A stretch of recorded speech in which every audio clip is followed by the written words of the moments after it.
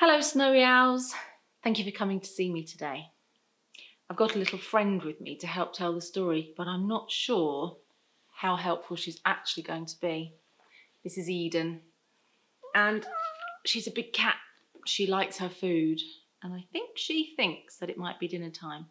So I expect that she will disappear at any minute to go and find her dinner, and I think she's off already. Well, the story that I'm going to read to you is called Mrs McTats and Her Houseful of Cats, and it's written by Alyssa, Satin, Capucilli. In a small cosy cottage lived Mrs McTats. She lived all alone except for one cat. Every morning she left as the clock struck 8. To market, I mustn't be late. She browsed through the market and chose a plump fish. For Abner and me, what a sumptuous dish. But when she got home, there came a scratch on the door, and in walked 2 cats. Was there room for 2 more?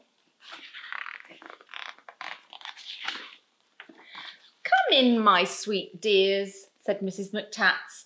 I'm sure I've got room for just 2 more cats. I'll call you Basil, and Curly you'll be. I only had 1 cat, but now I have 3. The very next morning, Mrs McTats woke early. She stopped to pet Abner and Basil and Curly. To market, I mustn't be late. This chicken, I think, will surely taste great. But when she got home, there came a scratch on the door, and in walked 3 cats. Was there room for 3 more? Come in, my sweet dears, said Mrs McTats. I think I've got room for just 3 more cats. Now, give me a moment. What shall your names be? You're Dolly, you're Ernest, and Fuzzy makes 3. The very next morning, off went Mrs McTats. What can I buy for my 6 hungry cats? I've got it, she said. I'll make a nice stew. So she carried home beef and liver to brew. But back at home there came a scratch on the door, and in walked 4 cats. Was there room for 4 more? Come in, my sweet dears, said Mrs McTats. I know there's a place for just 4 more cats. 10's a fine number. 10 cats and me. I'll call you Goldie, and Herman you'll be. Izzy and Jezebel pranced across the floor, and then right behind them followed 5 more. Coco and Linus, Millie, Noreen, and you shall be Oscar. There, that makes 15. The very next day, off went Mrs McTats. What can I possibly feed 15 cats? She chose a fresh tuna. She chose a fine trout. But when she got home, her cats were all out.